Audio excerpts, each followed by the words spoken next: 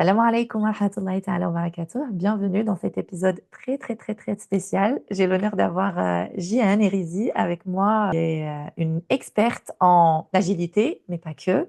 Elle est coach, elle est psychologue. Je la laisserai se présenter comme il faut parce que c'est une personne que j'admire énormément, qui a eu 1000 vies, je pense, si ce n'est plus, tu nous diras.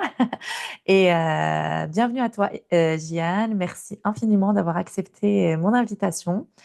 Est-ce que tu peux te présenter à nos auditeurs, nos auditrices? Bon, alaikum salam, Raoula, merci de m'inviter à ce podcast.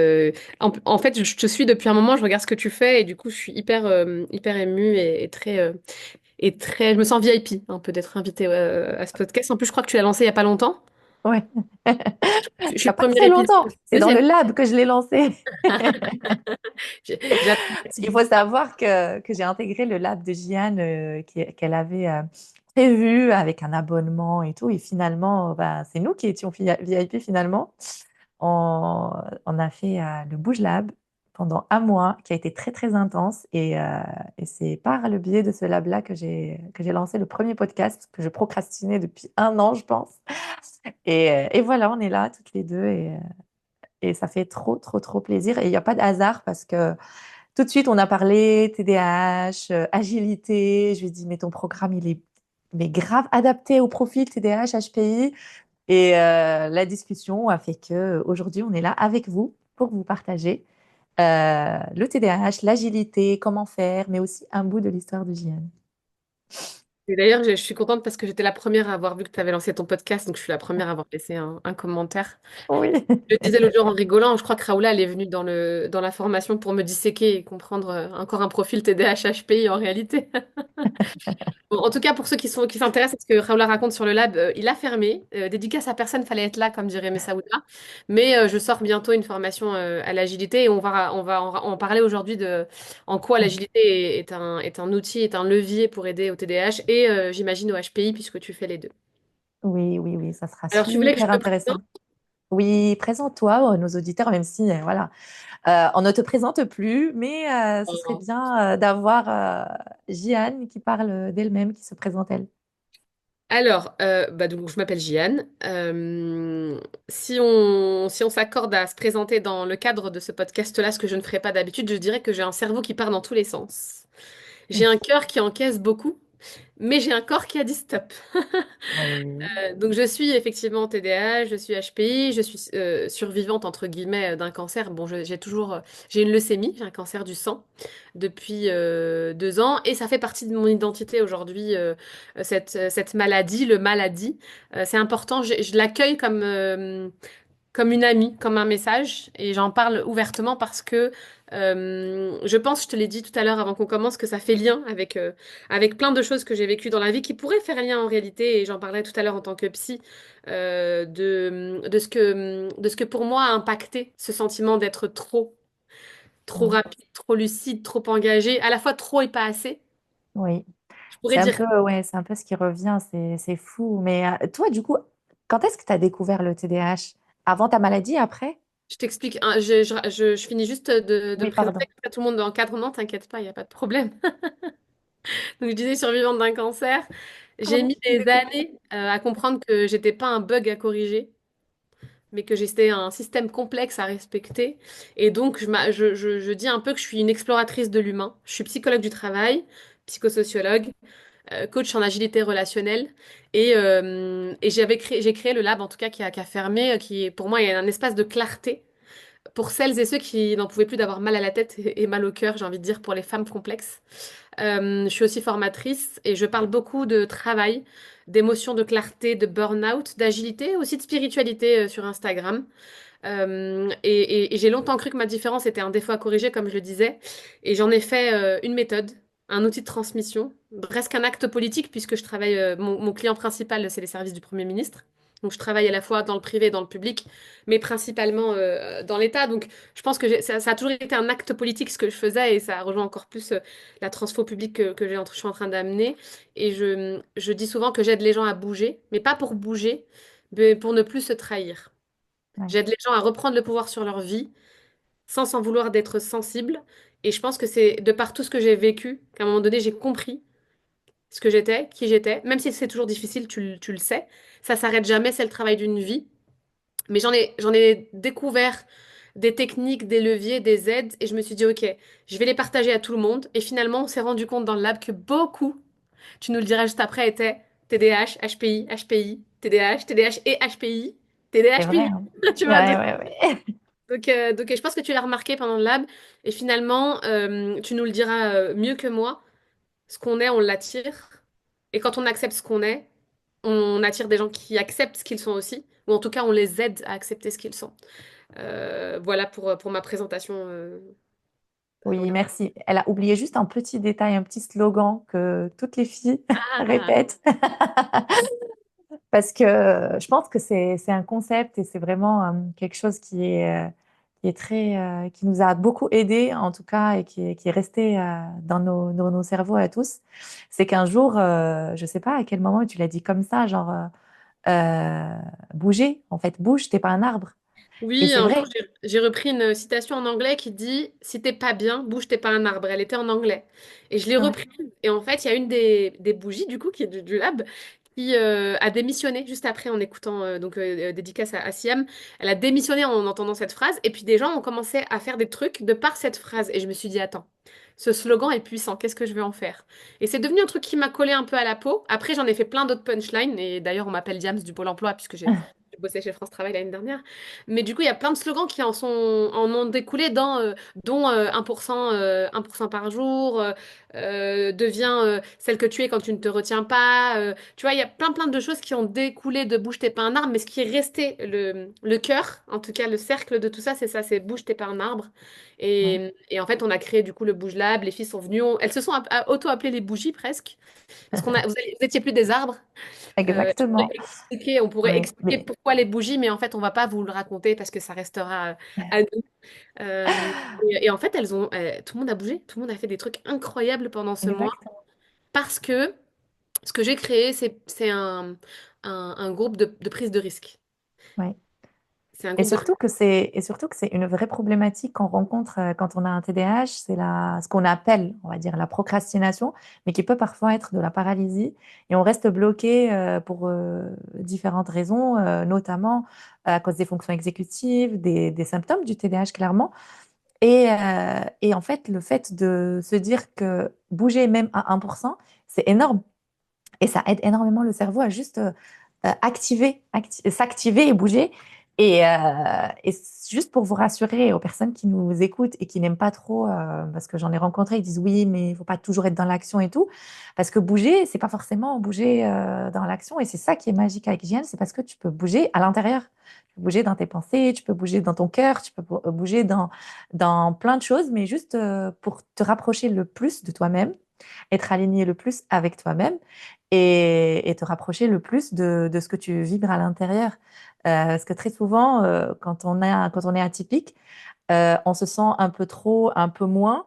D'ailleurs, quand j'ai écouté la lettre que tu m'as partagée, Jeanne, ça m'a beaucoup touchée. Ça serait super que tu la lises aux auditeurs, si tu veux, bien sûr, la partager avec nous. C'était tellement puissant parce que ça représente bien ce qu'on vit et ce qu'on ressent. C'est qu'on est toujours soit trop, soit pas assez. On n'est jamais au milieu. Et ce qu'on fait, c'est que quand on va se sentir pas assez ou trop, ben, on va essayer de voir quels sont les attendus de la société et essayer de fitter avec la société. Et quand on va essayer de fitter avec la société, on va tomber dans ce qu'on appelle le people pleasing. On va essayer de plaire aux gens. On va essayer de faire ce qui est attendu de nous.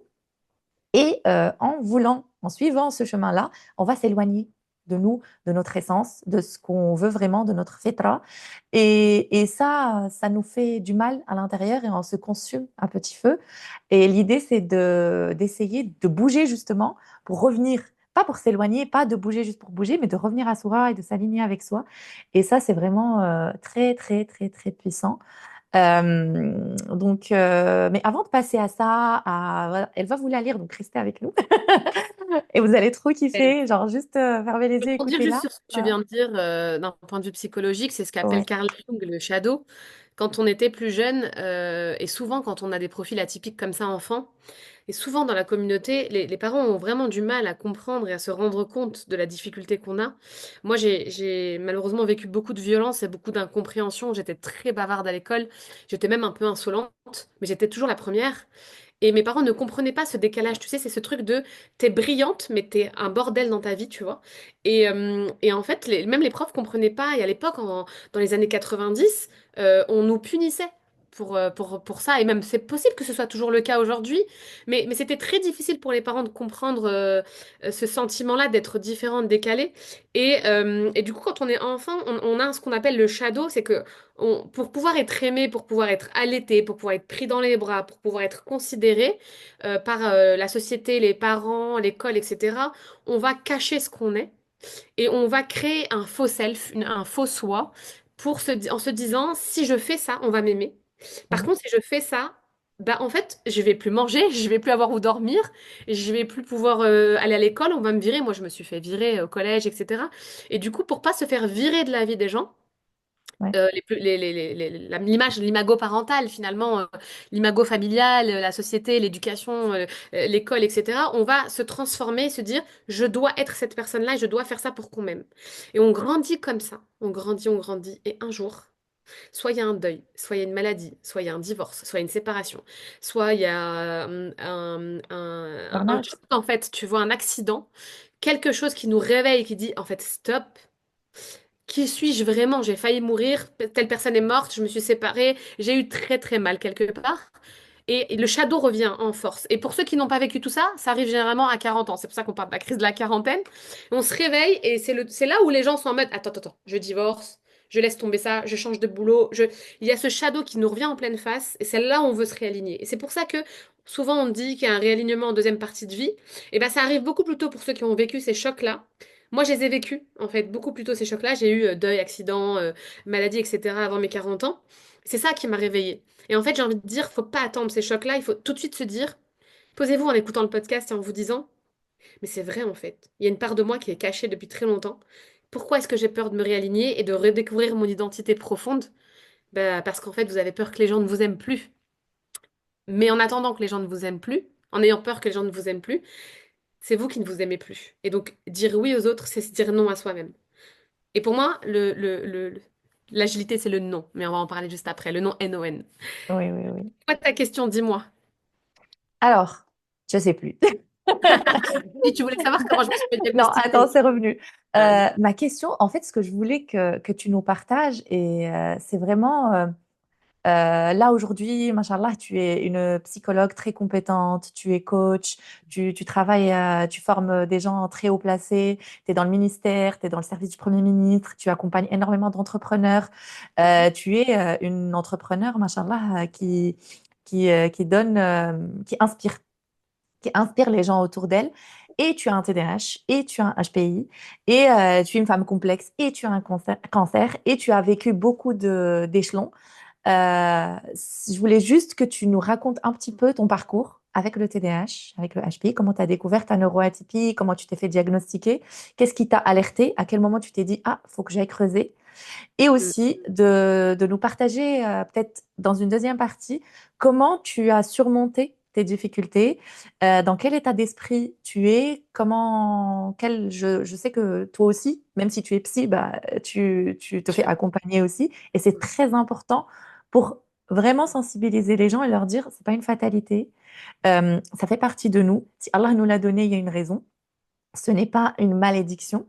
On peut vivre avec, on peut même réussir avec, mais sans le rendre, genre, c'est pas pour dire que c'est un super pouvoir, que c'est beau. Non, c'est difficile, c'est une réalité, mais c'est la vie, elle est pleine d'épreuves. Donc voilà un petit peu ton parcours pour partager aux personnes qui nous écoutent et pour surtout aussi beaucoup redonner espoir, parce que quand on perd espoir, on peut très vite sombrer. Et c'est très, très difficile et c'est un piège de shaitan, subhanallah. Donc, de redonner espoir aux parents pour leur dire, écoutez, c'est possible. Et tu as dit une phrase qui m'a marquée, c'est que tu t'es fait virer, mais ça t'a pas empêché, en fait, de continuer, de faire tes études, de faire psychologue, de continuer à te former, de glow up, d'avancer et tout. Parce que malheureusement, quand on a un TDAH au collège, ça part ça part dans tous les sens. Mm. Moi, j'ai beaucoup de clientes qui viennent me voir, leurs enfants sont virés au collège, elles sont perdues, elles sont dans le désespoir. Et à chaque fois, j'ai ce goût, tu vois, amertume de me dire, pourquoi les gens ils vont aller chercher de l'aide quand c'est vraiment dans une situation très très très compliquée alors qu'elles ont vu des signes précurseurs, qu'elles ont vu que c'était difficile, mais à chaque fois elles sont dans le déni, dans oui ça va s'arranger, oui il va grandir, ça va partir, oui oui oui, jusqu'à ce que le collège ou le lycée leur dise votre enfant est viré et là on va, qu'est-ce que je fais? Je veux vraiment que les gens essayent d'anticiper les choses. Bien sûr, parfois quand c'est comme ça, c'est OK, on va rebondir, mais de vous dire, si vous ressentez quelque chose, écoutez-vous. Si vous vous dites qu'il y a quelque chose qui ne va pas, écoutez-vous, parce que dans le faux self aussi, on a aussi ce truc de, on s'écoute tellement pas que même quand on ressent, quand on a cet instinct-là, ben, on l'écoute pas. Donc, Jeanne va nous partager un bout de son histoire que j'espère vraiment, vraiment va vous inspirer parce que c'est très inspirant. Merci Raoula. Alors évidemment, comme tu le sais, j'ai un TDAH, donc tu vas devoir répéter tes questions au fur et à mesure parce que Il n'y a sinon je pas vais de me souci. perdre. Je vais y aller de manière spontanée. Alors je parle très vite normalement, donc je fais vraiment attention pour que tout le monde puisse, que mon discours soit audible. Et donc je suis désolée si à un moment donné, je pars en mode Eminem. Hier, on m'a dit, attends, demain t'enregistres, tu vas être en mode Eminem. Donc si je pars un peu en mode rapide, il faudra juste ralentir. Mais je sais qu'il y a plein de TDAH qui vont m'écouter, donc à mon avis, ils vont écouter en, en normal. En fois, voilà, ils n'auront pas besoin de faire fois 2, juste fois 1,5. Donc, t'inquiète, C'est ça. vas-y. Donc voilà, je le fais en mode spontané. Tu n'hésites pas à m'arrêter, à me poser les questions que tu veux. Comme ça, tout le monde pourra avoir l'information dont il a besoin. Je dis toujours déjà que ce que je raconte va forcément toucher quelqu'un. Donc la personne qui aura appuyé sur lecture a quelque chose à entendre. On ne sait pas ce que c'est, mais elle a quelque chose à entendre. Et si elle veut venir me le partager après l'épisode et te le partager en Oui. disant ce que j'ai retenu de cet épisode, c'est cette phrase-là, ça nous fera énormément plaisir. Ah ouais, ça fait toujours plaisir, vraiment. Ouais. Et si c'est une chose, c'est très bien, en fait. Si on peut partager une chose, ce sera très bien. Donc, c'est difficile à dire quels étaient les signes dans l'enfance parce que c'est bizarre, j'ai l'impression que j'étais toujours dans un camouflage. J'ai toujours essayé de camoufler sans le vouloir. Je l'ai appris adulte que ça existait le camouflage.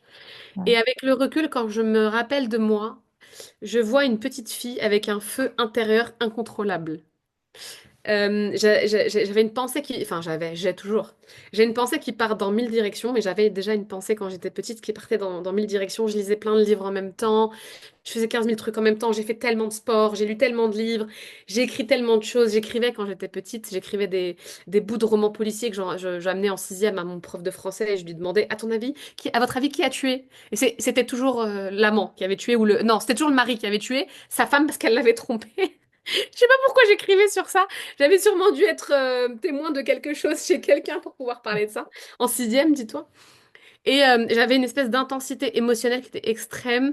Et personne, en fait, arrivait à contenir ses émotions. Je posais beaucoup de questions elles étaient profondes et elles étaient posées trop tôt. Et même aujourd'hui, je pense qu'il y a plein de gens qui ont du mal avec moi parce que j'aime pas les small talk. Je suis toujours dans les deep talk, toujours en train de poser des questions profondes. Moi, je veux savoir qu'est-ce qui t'a fait mal, qu'est-ce que t'aimes, c'est quoi ton impact dans la vie, avant de mourir, tu veux faire quoi? Tu vois?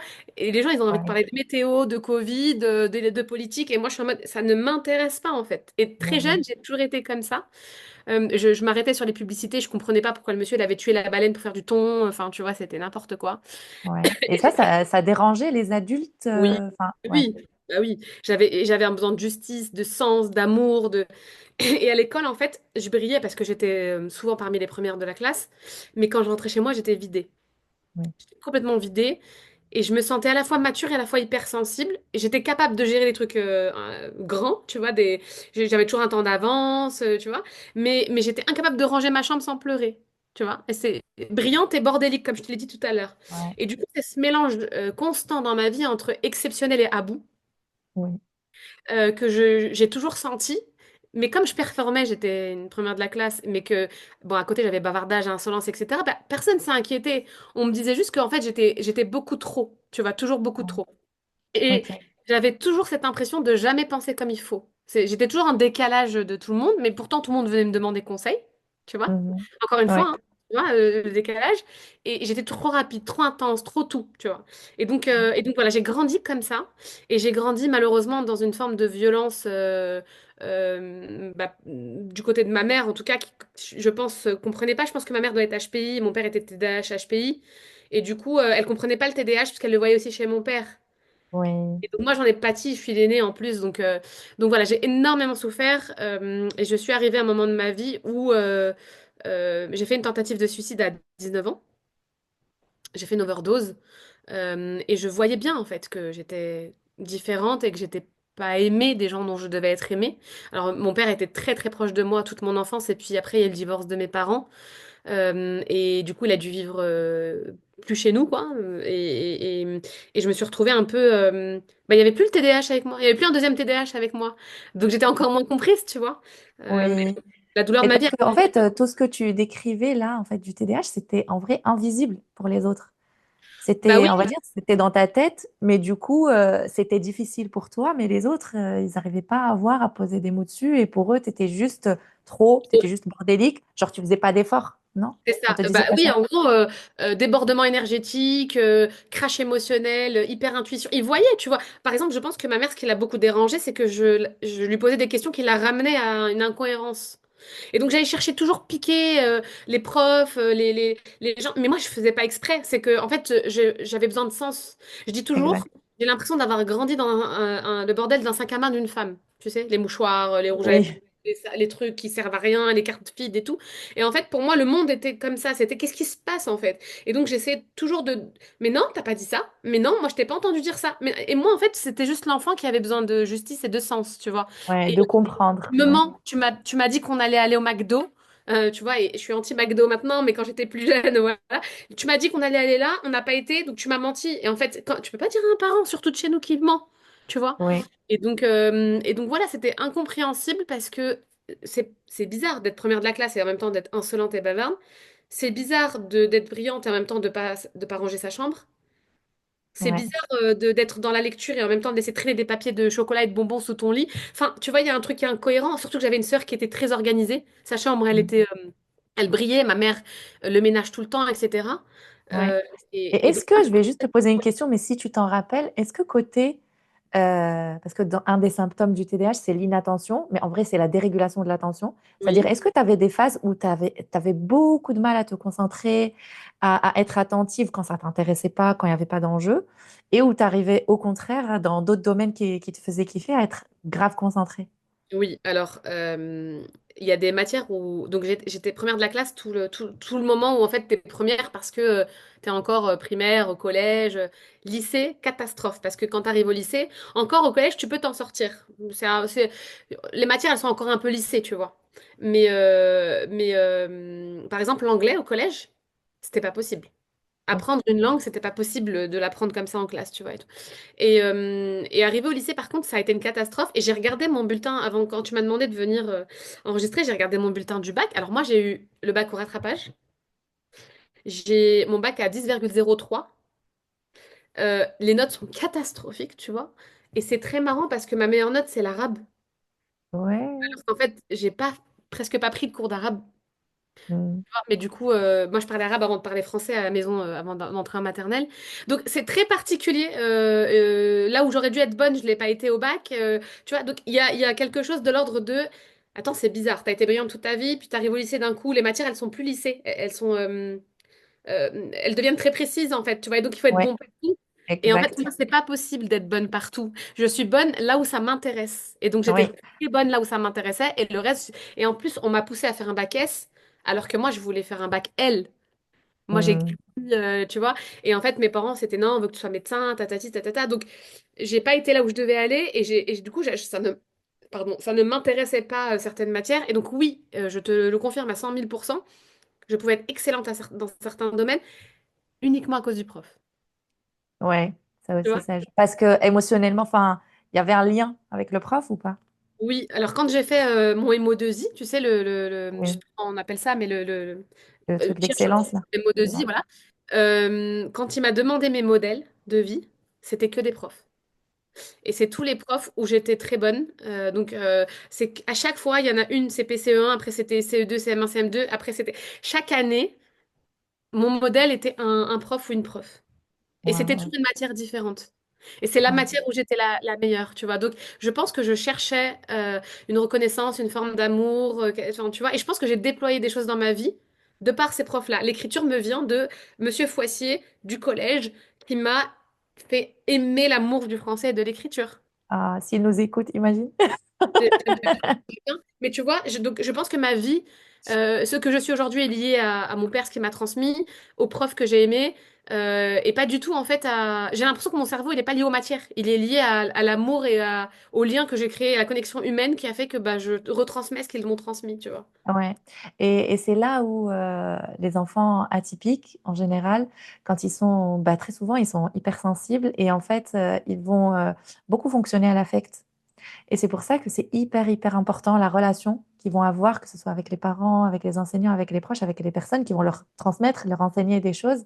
Et ça, je le vois souvent, mais même avec moi, hein. Moi aussi, je suis comme toi, j'ai plein de profs, je me rappelle encore de leur visage, de comment ils étaient. Et c'est très, très intéressant ce que tu dis parce que au début du podcast, quand tu as commencé à parler, tous les signes que tu donnais, beaucoup, c'était beaucoup le HPI. Beaucoup, beaucoup le HPI, le fait de vouloir comprendre, aller en profondeur, le fait d'avoir du sens et tout, bien que ça peut exister chez les personnes qui ont un TDAH aussi, et les personnes qui sont juste neurotypiques, elles peuvent avoir besoin de comprendre et tout, mais c'est très, très, très intense et beaucoup plus prononcé chez les enfants qui ont un HPI et qui vont poser des questions qui vont déranger, et des questions très profondes, des questions qu'on dit chez nous, c'est pas ton âge. Et pourquoi tu poses En fait, tes discussions comme ça, c'est pas ton... Attends, Oui, on m'a en toujours dit fait, ça. On m'a toujours dit ça. c'est ça. Parce que justement, bah, intellectuellement, il est plus avancé. Et quand tu as un HPI, il y a ce décalage entre l'intellect et tout le reste. Et du coup, tu as du mal à... Pour les parents, ils ont du mal quand ils ont un enfant de 4 5 ans qui leur parle de sujets très poussés et tout. Soit ils vont se dire, non mais à quel moment tu poses ces questions-là? Donc on va l'ignorer, le faire taire. Soit on va se dire, ah, c'est génial, mon fils, il pose ces questions-là. Et donc, au moment où il va faire une petite crise, au moment où il va faire, enfin, une petite crise ou une grande, au moment où il va être, en fait, se comporter, avoir une réaction émotionnelle de son âge, il y aura un bug dans la tête des parents. On va se dire, mais à quel moment tu me parles d'astronomie, tu me parles des trucs poussés, et derrière, tu es en train de faire une crise pour ça. Et franchement, c'est exactement ce que tu as décrit. Et cette incompréhension que tu as vécue, je pense qu'il y a beaucoup de personnes qui vont se reconnaître et qui la vivent. Et le fait que tu aies aussi compensé, en fait, qu'on n'ait pas vu ton TDAH parce que tu étais en train de le compenser. Exactement. Parce que maintenant, alors moi, mon TDAH, j'ai l'impression que je l'ai vu en grandissant. J'ai l'impression que mon HPI, en fait, compensait mon TDAH, il m'a sauvée. Et plus j'ai grandi, plus j'ai vu mon TDAH se développer. Et parfois même, j'ai envie de dire le mot tuer, parfois même ne plus m'aider sur le HPI. C'est-à-dire, le TDAH était en train de faire diminuer mon HPI. Je Mm. sais pas si c'est clair et si Ouais, c'est vrai, si ça marche comme ça. Mais moi, plus j'ai grandi, plus je me suis dit, il y a des moments où je me suis dit, mais attends, c'est bizarre, je me sens bête là. Pourquoi? Parce que, bah déjà l'hyperfocus. L'hyperfocus, pour moi, c'est TDAH. Là, je le sens, hein. ouais, Des fois, je suis dans le tunnel. Et donc, j'oublie ouais, de manger, j'oublie de boire, j'oublie de répondre aux gens. Tu vois, et à l'inverse, en fait, je dis toujours, et j'en parlais quand j'étais en Thaïlande, parfois, je vais pas pouvoir faire en 8 jours le travail qui aurait duré 8 heures. Et parfois, je vais faire en 8 heures le travail que j'aurais dû faire en 8 jours. ouais. Et il y a des moments où je suis en hyper focus et j'oublie tout. Et il y a des moments où je suis submergée. Je sais pas par où commencer. J'ai trop d'idées, j'ai trop d'émotions, il y a trop de bruit, il y a trop de... Tu vois, et en plus, je pense que c'est le TDAH, mais tout ce qui est impulsivité émotionnelle, tu sais, ce côté un peu Oui, fleur de peau écorchée vive, ah ouais, tu vis tout à 1000%, les injustices, les silences, les tensions. Tu sais, tu deviens un radar un peu hypersensible. Et moi, ça devient épuisant. Ça devient épuisant et ça, depuis l'enfance, je l'ai. Et je pense que j'avais pas... En fait, je sais pas si c'est le HPI en fait qui a masqué le TDAH ou si c'est la violence et l'attente de d'être tellement parfaite. Parce qu'en fait, si je faisais pas ce qu'on me disait, je pouvais être frappée, être insultée, être mise dehors, ouais, etc. Et je pense que le HPI m'a aidé à survivre à la violence face au TDAH. Je sais pas si ouais. ma phrase est claire. Ouais. Oui, oui, oui, elle est très claire et je pense que c'est tout ça qui joue. Et c'est pour ça que, tu vois, le TDAH, le HPI, tout ça, ce n'est pas nous. C'est pour ça que j'aime pas. J'essaye en fait d'éviter de le dire et je sensibilise pour ne pas dire je suis Ah, TDAH, je suis HPI. En fait, j'ai un TDAH, j'ai un HPI, ça fait partie de toi, mais ce n'est pas toi. Et autant tu peux avoir des expériences, tu peux vivre des choses très, très, très douloureuses, avoir des traumatismes qui sont très lourds ou plus ou moins lourds. L'impact va être différent en fonction de chaque personne, comme tu peux avoir des ressources et comme tu peux avoir des traits de personnalité et comme tu peux avoir des choses qui vont t'aider en fait à trouver ta balance et à bien vivre. Et là, il y a la spiritualité aussi qui va aider. Il y a plein de ressources en fait en nous et il y a plein d'expériences, d'épreuves qu'on va vivre qui vont venir nous renforcer ou qui vont venir nous affaiblir pendant un moment pour justement nous rapprocher d'Allah, aller lui demander, parce que c'est lui qui a finalement la réponse. Et je pense que toi, dans ton expérience, c'est tout ça qui, de toute façon, c'est tout ce que tu as vécu qui fait de toi ce que tu es aujourd'hui. Oui, et Et je voudrais changer pour rien au monde. Même si parfois je dis imbécile heureux, j'aimerais bien être plus heureuse et être parfois plus naïve, voir moins de choses, aller moins vite, etc. Finalement, je pense que c'est une bénédiction ce qui m'a été transmis, puisque de toute façon, ça me vient de mon père déjà. Et comme je l'ai perdu, Allah yarhamou, ah bon, je- ouais. quand je me vois, je le vois. Autrement que le nez dans le miroir, je le vois à travers moi et je vois les capacités que ça me donne. Alors c'est épuisant. On va pas se mentir, on en a parlé l'autre soir, j'ai beaucoup pleuré d'ailleurs quand on en a parlé. Je suis très isolée, j'ai très peu d'amis, ça perturbe et ça stresse beaucoup les gens. Et c'est très difficile pour moi de m'impliquer quand c'est pas profond. Enfin, tu vois, il y a beaucoup de choses dont on pourra parler si tu veux pendant l'épisode, mais qui sont très douloureux que je garde, qui sont encore. Parce qu'on va pas se mentir, on pourrait. Moi, je suis très authentique et il y a une partie où c'est ok, c'est une bénédiction. J'ai découvert l'agilité, ça m'a aidé à survivre et heureusement aujourd'hui que je fais ça parce que je te jure vu que j'ai fait une TS et que bon là j'étais malade donc j'ai failli en refaire une quand j'étais malade. Je pense que parfois je serais plus là si j'avais pas la foi et si j'avais pas Dieu, si j'avais pas Allah qui était là à mes côtés, si je le sentais pas, s'il me disait pas je t'ai donné ça comme bénédiction, si je ne savais pas transformer la douleur en or, je serais plus là. Et à côté de ça, j'ai développé des méthodes, j'allais dire de Dounia, tu vois, plus sur Mondaine, cette quoi. terre-là. Oui, plus, ouais. Il y a la spiritualité, il y a la foi, et ensuite il y a qu'est-ce qu'on en fait sur cette terre, et il y a qu'est-ce qu'on en fait pour les autres et pour soi. Mais il y a aussi une partie où je peux pas mentir. C'est des pleurs, c'est des douleurs, c'est des discussions avec toi l'autre jour, je suis toujours en thérapie depuis 10 ans, et c'est des livres que je lis et c'est des trucs où, en fait, moi, il y a un truc, c'est ma vie perso. C'est très très difficile de construire ma vie personnelle. Aujourd'hui, je suis à 40 ans, j'ai pas construit de famille, d'enfants, je pense que j'ai eu peur de reproduire, je pense que j'ai eu peur de me comporter en tant que mère TDAH, HPI. Je pense que c'est très difficile aujourd'hui les hommes de notre communauté. Alors il paraît qu'il faut se marier avec un autiste. On m'a dit ça, on me l'a redit encore il y a 2 jours. Ça marche, apparemment les TDAH, HPI, autistes, tu nous diras si ça fonctionne ou pas. Mais j'ai pas réussi à finir le jeu. Game over. Et du coup, je veux rester comme je suis parce que ça m'aide. Je travaille sur ce que je suis pour pouvoir me comporter correctement au travail et ça marche super bien côté pro. Mais côté perso, c'est l'horreur. Et je pense que tu nous parleras de, tu sais, ce livre-là de Trop intelligent pour être heureux. Moi, j'aime pas trop ces termes, tu vois, parfois de Oui, douance et de haut potentiel et tout, parce que ça fait un peu prétentieux. Et en même temps, ma psy m'a dit, ça suffit en fait. C'est une particularité cognitive, le HPI. Le TDAH, c'est une contrainte neurologique. C'est comme ça. C'est cognitif, c'est neurologique. Ça fait 10 ans qu'elle me court après pour que je fasse un test de QI. Je vais peut-être arriver à le faire là parce qu'on s'est rencontrés. Et d'ailleurs, j'ai hâte que tu commences à m'accompagner. Je lui dis à quoi ça va me servir en fait. Si je sais mon QI, je vais faire quoi avec tout ça? Et en fait, elle me dit, et je pense que c'est vrai, et je pense que tu dis la même chose, quand on sait, on prend conscience, on fait des meilleurs choix, et surtout, on se lâche la grappe. Et ouais, c'est dur, mais là, je cherche à me lâcher la grappe et à comprendre surtout avec qui je fonctionne. Là, ma nouvelle lubie 2025, c'est qui sont les gens avec lesquels je fonctionne, et j'accepte de ne pas avoir d'amis hyper proches, de peut-être pas faire ma vie un jour, de peut-être pas avoir d'enfants, parce que c'est dur, et je cherche à comprendre pourquoi. Alors, on le sait, comme en islam, on comprend pas toujours pourquoi. c'est Euh, ça. Et mais je je pense que c'est le me plus gros challenge quand on a un HPI, c'est qu'on veut tout comprendre. Et c'est ouais, peut-être notre épreuve aussi, c'est tout de à fait. faire cette qui est neuf, c'est en fait, et de travailler sur ce côté-là pour nous apaiser. Mais je comprends parfaitement ce que tu vis et c'est J'attends avec impatience que tu me racontes plein de trucs sur moi. Parce que tu vois, moi, je me suis documentée. Bon, je suis psy, je suis en thérapie. Mais moi, j'ai un truc que j'aime et j'accompagne beaucoup les gens à faire ça. C'est ta zone de génie. En fait, Tu prends un truc, tu le décortiques, t'en deviens spécialiste, surtout qu'en plus tu l'es aussi, donc du coup tu vas jusqu'au bout des choses. Et donc tu nous l'as fait l'autre soir, hein. Il était 2 heures du matin, t'as décortiqué le truc sans presse, sans rien, à tout le monde personne n'est allé dormir.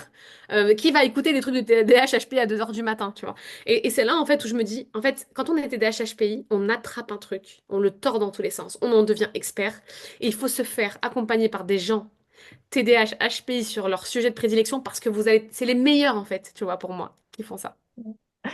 Ouais, barakallahu fiki, c'est vrai que on est tellement passionné qu'on se rend même pas compte en fait que ce sujet-là, parce que on est animé et comme la phrase que tu m'as envoyée tout à l'heure, la petite citation que vraiment le TDAH c'est une bénédiction d'Allah Oui, subhanahu wa ta'ala oui, quand on le voit comme ça.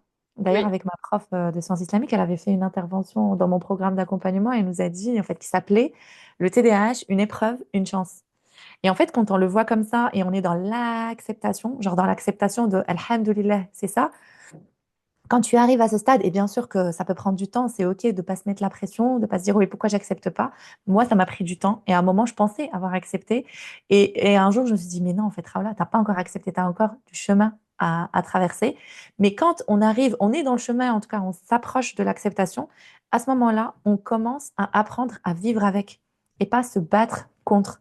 Pourquoi? Parce que, bah, comme tu l'as dit, en fait, toutes les critiques que tu as eues, toutes les remarques, tout ce qu'on a vécu quand on était jeune, quand on était plus petit, ben en fait, on veut juste se débarrasser de ça parce qu'on se dit c'est ça qui nous cause ces problèmes. Et j'ai beaucoup aimé le lien que tu as fait avec l'enfance et tout, c'est que c'est ça qui nous maintient en survie en fait. Oui, et du coup, quand on est enfant, on est là en train de survivre, en train d'essayer de trouver notre place, que ce soit dans la famille, que ce soit à l'école. On cherche notre place. L'être humain a besoin d'appartenance.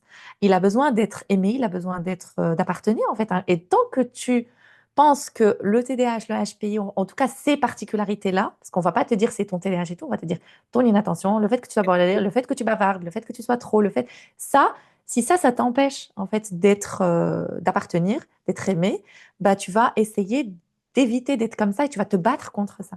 Tu vas te battre contre ton inattention et tu vas culpabiliser. Et tu sais, le cercle de culpabilité, là, dès que tu rentres dedans, tu sors plus. Tu restes dedans, tu roules comme le petit hamster. Alors que en vrai, même dans l'islam, tu vois, quand tu fais un péché, en fait, juste tu te repentis et tu passes à autre chose. Tu es pas là, oui, mais j'ai fait un péché, oui, blablabla. C'est intéressant le lien que tu viens de faire, parce que moi c'est comme ça qu'on me l'a fait vivre. En fait, on m'a fait, mon père me disait, t'es pas normal, t'es trop sensible, machin. Et en fait, on m'a fait vivre ça comme si c'était un péché. En fait, c'est incroyable que tu fasses ce lien. Parce que moi, j'ai grandi, du coup, comme je te l'ai dit l'autre jour, j'ai l'impression que mon TDAH et mon HPI font de moi une mauvaise musulmane.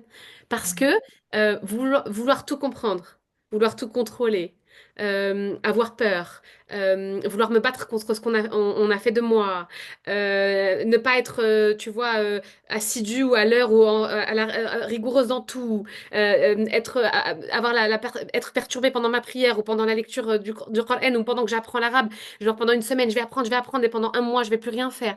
Tout ça, je l'ai pris comme une punition puis accepté que ça n'en était pas une. Puis c'est devenu non, au début c'est la violence, c'est à cause de Ouais, ça. Donc, je suis pas une bonne fille. ouais, Après, je suis pas une bonne amie. Après, je suis pas une bonne musulmane finalement et pas une bonne épouse puisque on me punit en fait en me comprenant pas.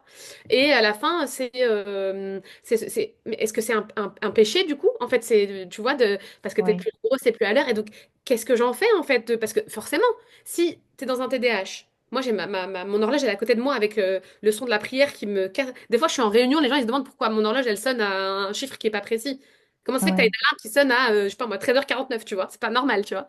Et, et je l'entends, tout le monde l'entend, mais du coup, parfois tu vas entendre comme un message que tu vois, tu réponds pas tout de suite, et ben c'est la même chose, hein. Le message, tu le reçois, tu réponds pas tout de suite, le message d'Allah, c'est le plus important en plus, et tu te dis, mhm, en fait, est-ce que vraiment je me la joue victime? Et donc, c'est pas vrai. Et en fait, même avec un TDAH HPI, je peux dépasser tout ça et bien répondre. Ou est-ce que non, vraiment? Et en fait, ma psy me dit, c'est neurologique, c'est cognitif. Donc, on exactement. se bat. Et en fait, maintenant, je me bats plus contre la famille, les amis, etc. Je me bats par rapport à ma religion, en me disant comment. Oui, Et donc, on doit garder ce qu'on a, parce que c'est notre chance.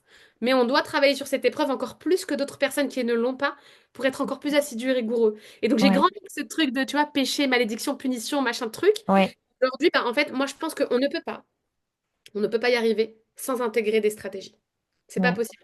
Je C'est suis... ouais, c'est ce que j'allais dire parce que tu vois, ce qu'on essaye de faire, c'est quand on n'y arrive pas, bah en fait, on se bat contre ça. On se bat contre notre cerveau. Il dit, mais pourquoi tu fonctionnes comme ça? Voilà comment tu devrais fonctionner. Et c'est là où l'acceptation, et quand tu dis, OK, bah, je fonctionne comme ça, bah, à ce moment-là, je vais mettre des stratégies qui vont soutenir mon cerveau, qui vont l'aider, parce que on va pas se dire, en tout cas moi, personnellement, franchement, je suis pas une spécialiste. De la Mm. religion. Je vous invite vivement à aller voir des imams ou des personnes voilà, formées pour des conseils côté religion, parce que je reçois souvent la question, Oui. alors est-ce que je serai punie parce que j'ai fait ça, ça? Je dis, Allahu alam, je ne sais pas, j'ai pas de réponse en fait à ça. Mais en tout cas, personnellement, pour moi-même, je me dis qu'on a un objectif, en fait, faire les prières à temps, tout le monde doit le faire. C'est pas parce Oui. que j'ai un TDAH Oui. que je vais me dire oui, mais c'est parce que j'ai un TDAH, donc je le Juste- fais pas. Non, je vais faire des efforts, mais juste que ces efforts-là, il faut que je les fasse de la bonne manière et compatible avec mon cerveau. Je ne vais pas faire des efforts, mais avec la méthode neurotypique. Et du coup, je dois. Alors, je n'ai pas. J'aurais aimé vous donner comme ça une méthode de miracle et voilà, essayer ça et tester et tout, parce que c'est spirituel, c'est la foi, c'est le cœur et c'est beaucoup l'intention et c'est beaucoup ce que chacun va. Ce que toi personnellement va te motiver, parce que comme vous savez, en fait, dans le TDAH, il y a la dérégulation de la dopamine, de la motivation. Donc, il faut trouver ce qui toi te motive, ce qui toi te donne cette impulsion en fait pour passer à l'action. Il peut y avoir aussi des fonctions exécutives voilà, qui dysfonctionnent ou en retard de développement, comme l'initiation de la tâche. Donc, pour commencer quelque chose, ça peut être difficile. Mais c'est très pertinent ce que tu dis, Jeanne. Merci beaucoup. Et franchement, tu le partages avec toute. Je suis toujours impressionnée par tes partages très authentiques et très, très vrais parce que beaucoup de personnes le pensent, beaucoup de personnes le vivent et très peu de personnes en parlent. Et en fait, on se sent seul. On a l'impression qu'on est les seuls en fait à vivre ces Oui. difficultés-là, alors que pas du tout. Déjà, même sans TDAH, beaucoup de personnes galèrent. Il y a le West-West, il y a les pensées intrusives pendant la salade. Donc, la concentration, déjà, ça arrive à tout le monde. D'ailleurs, je vous recommande, il y a un épisode que Zainab, Coran de mon cœur, avait partagé sur la concentration dans la prière, qui est juste pépite. Et c'est un de ses premiers épisodes. Écoutez-le, il est magnifique. Et en fait, elle revient Mm. au sens, en fait, au sens de la prière. Et bref, on peut faire tout un épisode sur ce sujet-là, mais Bah, en moi, tout on m'a cas, donné une merci. stratégie. On m'a donné une stratégie avec plaisir, Raoula. On m'a donné une stratégie. Et tu vois, ça, c'est un truc de TDAH. Je t'ai coupé la parole, excuse-moi. Non, mais c'est OK. En fait, moi, j'ai tellement l'habitude que je dis à mes clientes, ne vous excusez même pas, parce que même moi, je peux le faire et je m'excuse d'avant. Voilà, on a dit pardon au début, après, c'est bon. Ouais, c'est un truc de TDAH, ça. Parce ça y est, on veut passer au sujet d'après, à la phrase d'après. Et c'est pas bon, même islamiquement, c'est pas bon de faire ça. Moi, on m'a donné. Alors, du coup, je plus sois ce que tu dis. Il faut trouver ses astuces. Il faut d'abord essayer. Hein, on parle d'agilité. Il faut essayer plein de trucs pour Exactement. trouver ce qui nous convient et garder les choses. Il y a des choses qui vont fonctionner, d'autres non.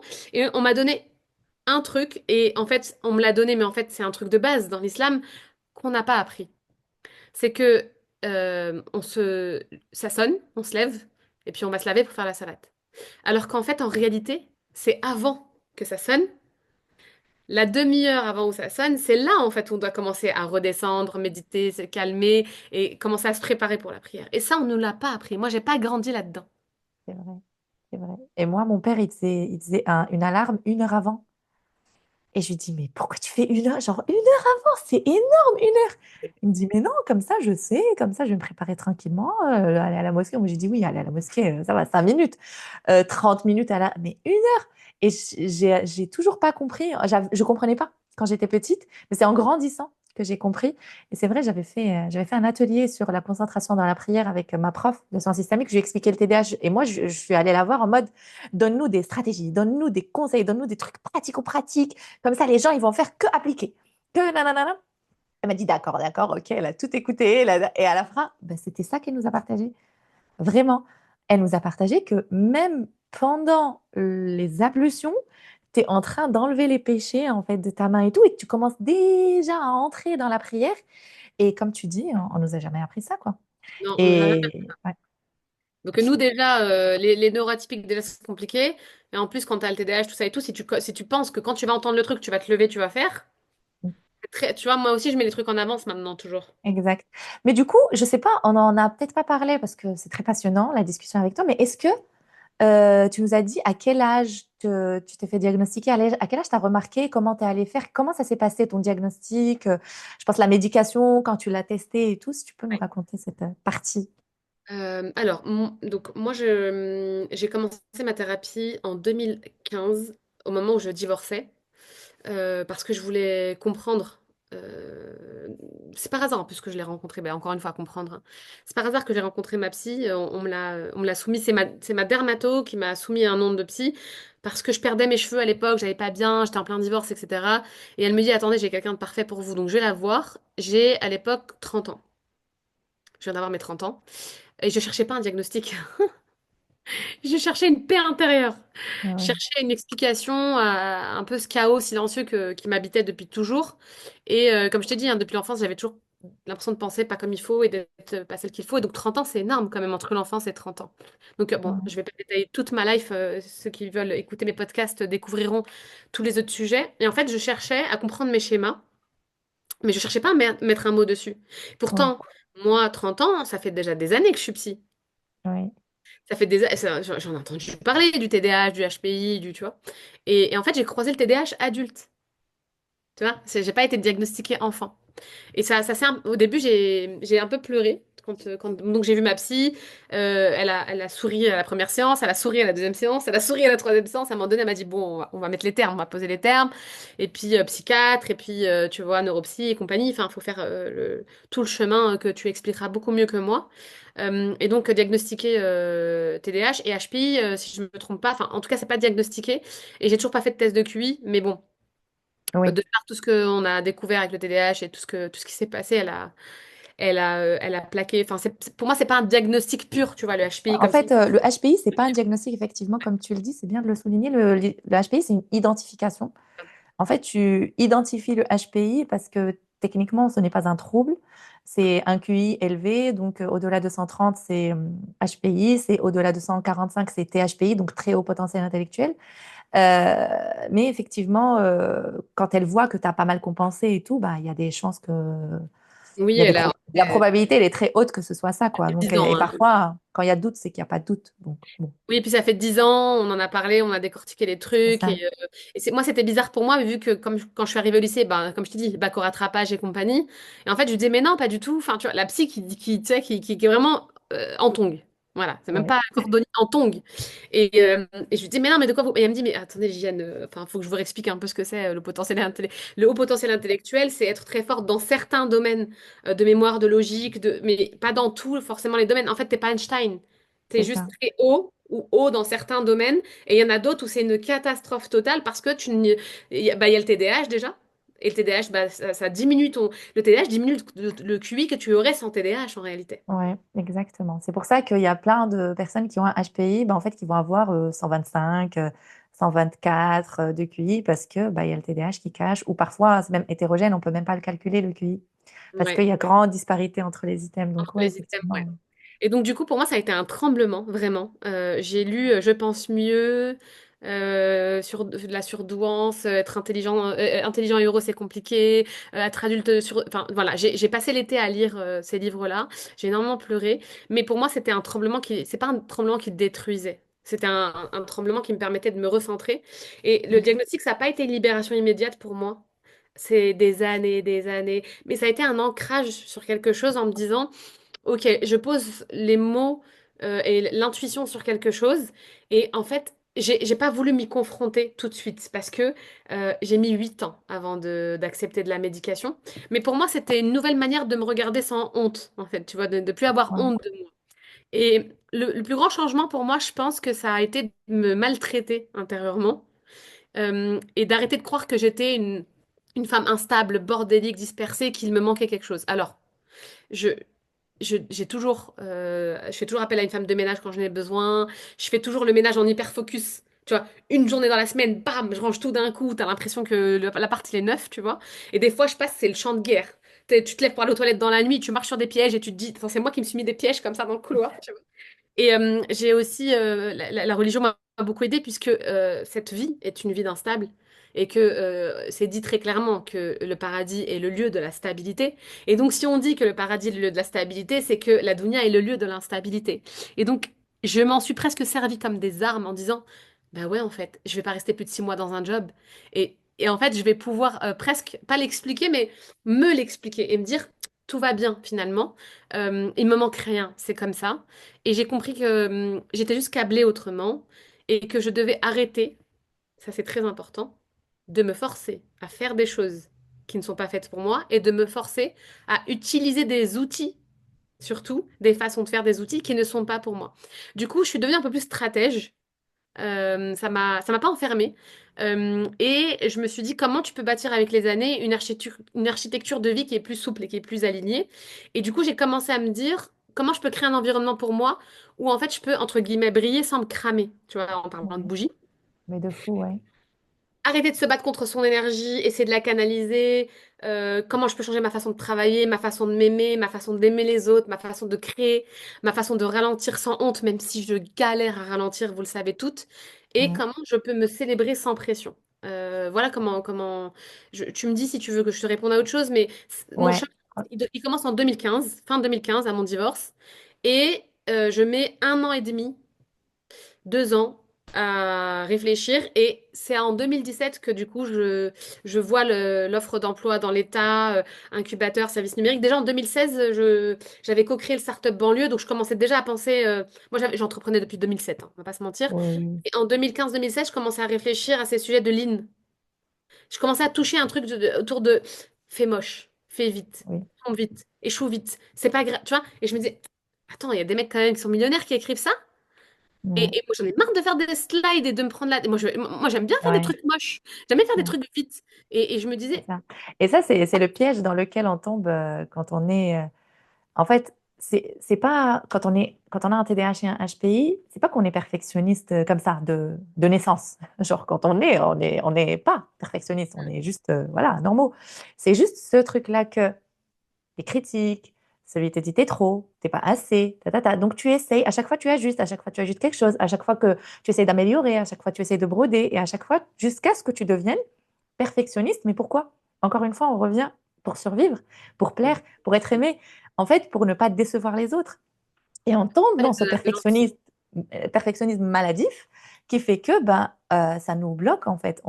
C'est plus l'excellence. Surtout qu'on se dit oui, il faut viser. Parce que moi, pendant très longtemps, je me mentais en mode oui, mais l'islam, il faut viser l'excellence. Nanana. Et au bout d'un moment, tu trouves qu'en fait, ça, le perfectionnisme, oui, pour l'excellence, non pour le perfectionnisme. Parce que le perfectionnisme, il te bloque, il te fige et t'empêche d'avancer. C'est magnifique ce que tu dis. Donc, ça, tu l'as découvert quand? Donc 30 ans, je découvre mon diagnostic. 2015, 2016, fin 2015 jusqu'à mi-2016, je suis un peu perdue. Voilà, je me renferme. Ma thérapie est douloureuse. Et d'ailleurs, je me rappelle, mes premières thérapies, je vais pas à l'heure à mes séances. Je loupe toujours la moitié. Des fois, je fais des actes manqués, je paye alors que j'y vais pas, tu vois. Et j'ai plus Ouais, fait ça, hein. Et 2016, je commence à entendre parler du Lean, le Lean Startup. c'est ça. Euh, Donc, 2016, ouais, 2 ans. je co-crée le Startup Banlieue. Je rencontre des gens qui sont des CEO, qui font du lean, qui montent des boîtes, mais très vite, en itération, avec des Ouais, idées. Ils vont vite, c'est moche, c'est vite, c'est incertain. Et je me dis, attends, 2 secondes. En fait, nous, on nous a poussé. Moi, je me prenais des tartes hein, si les choses elles étaient pas bien faites. Tu vois. Moi, j'ai vraiment vécu la violence physique. Et donc, on a été poussé à faire parfait. Et en fait, je lis Done is better than perfect. Fait est meilleur qu'imparfait.